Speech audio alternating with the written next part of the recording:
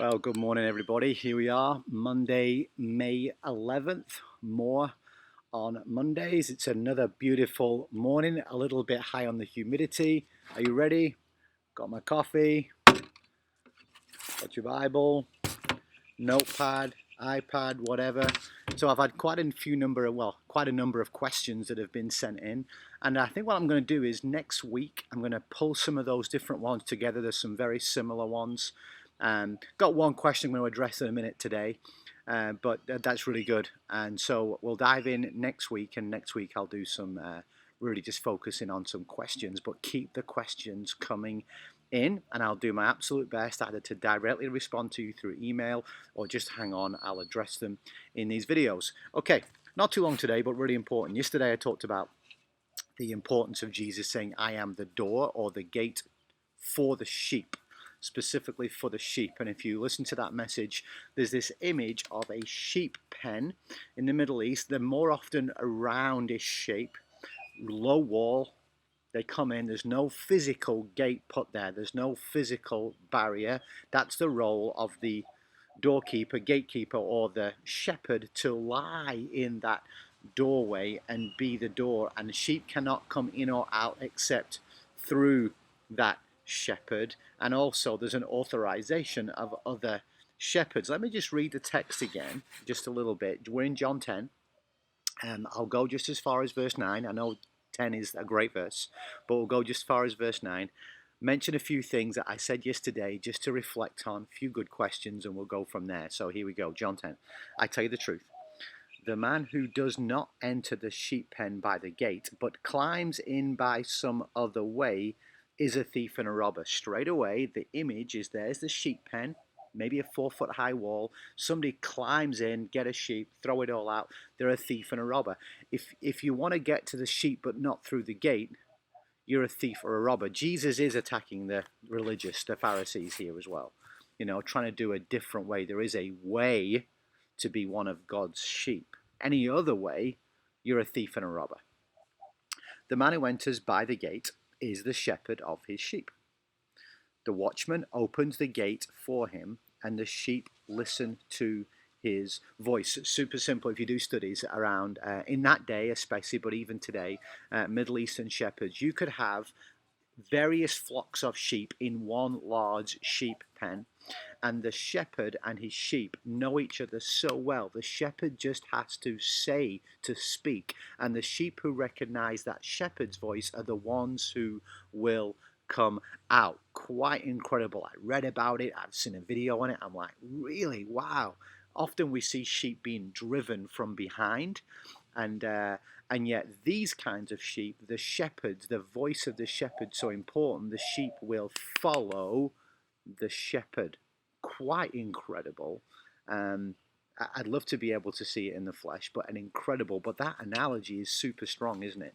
Super strong. So these Pharisees who are trying to coerce and manipulate people to follow them, it's not coming from a heart of a true shepherd. And this coming Sunday, I'll talk about Jesus being the good shepherd.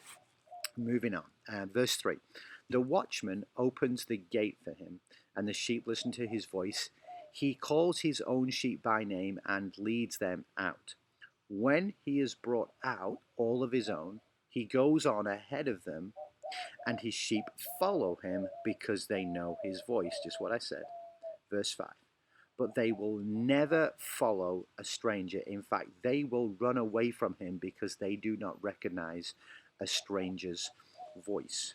Jesus used this figure of speech, but they did not understand what he was telling them. Therefore, Jesus said again, I tell you the truth, I am the gate for the sheep.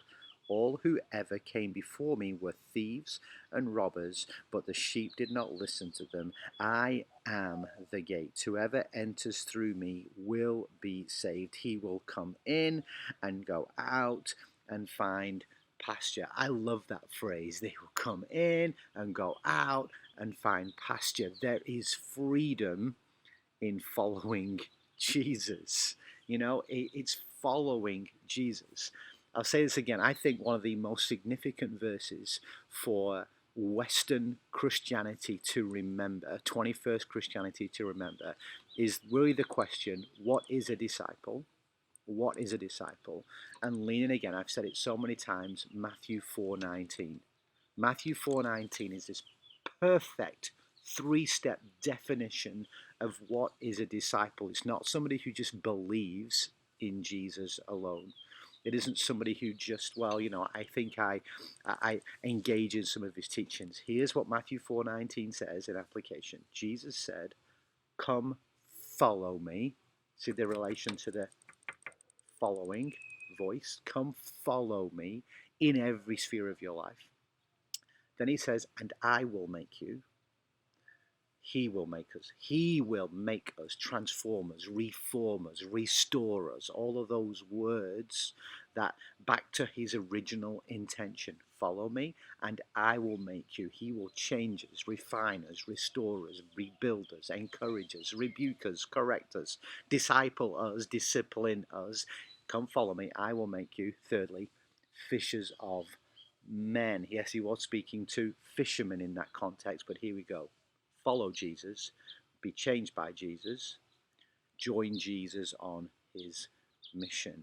A disciple is defined with somebody who is following Jesus every sphere of life, being changed by Jesus in every sphere of life, and has joined Jesus on his mission, about his mission. What is that? Great Commission, Great Commandment. That's what it's all about, those few things. So it's not enough to say, I'm following Jesus, but I'm not part of fulfilling the Great Commission.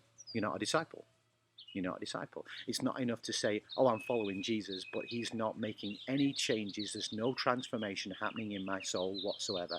I'm the same as I was last year, 10 years ago. I'm the same. Nothing's really changed. If that relationship is not forming and changing, then it's dead. It's no relationship at all. Follow Jesus, changed by Jesus, join him on his mission in this context. When he said, I am the gate, whoever enters through me will be saved. He will come in and go out and find pasture. Strong relation to Psalm 23, which I'll be connecting with this Sunday. But do you define yourself as, what do you define yourself as? I think a lot of Western Christianity, modern Western Christianity, is really more defined a little bit more by a religious rite. I'll be careful in saying that, but these Pharisees and how they were, no, we can define it. Following Jesus, being changed by Jesus, joined him on his mission. And that's just so come in and go out and find pasture. And so really think about that. What voice are you listening to? I said it yesterday. I want to say this.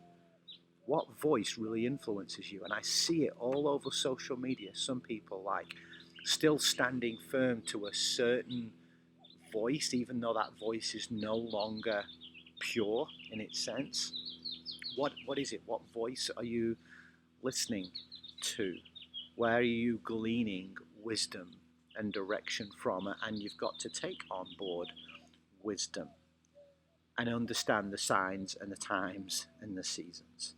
And so I just wanted to lean in a little bit today and keep it super simple and go, hey, the advantage of being a sheep, a follower of Jesus, being my good shepherd, is I do have a sheepfold that I can go to for rest and recovery and the assurance of him lying in the gate, the doorway, and protecting me and providing for me. I do have that way. To be looking around is somebody trying to coerce me out of this sheep pen by some other way. There is an advantage to that, but there is also the excitement of knowing that we can come in and go out and find pasture every day in every sphere of life, knowing that Jesus is the door. He is the way. So if you've got specific questions about how this applies to your life right now, send them in to me. Specific things. What does this look like in this context? And we know this season right now that the world is never going to be the same again. Things are going to radically change in how we do life. But at the same time, am I coming in and going out through the door? Can I go about my Monday today and go, do you know what? Jesus has pasture available for me today. And so go ahead, think about those things, send in some questions. And next week I'll focus in on the ones you've got. I've been printing them out as they've been coming in and putting them all down. I thought about it today, but I'll start next week diving into them. So enjoy the rest of your day, the rest of your week if you're watching this Tuesday, Wednesday, whatever day it is. Invite people to join us on Sunday as well as we continue in this series. Have a great day, great week, everybody. I will see you soon.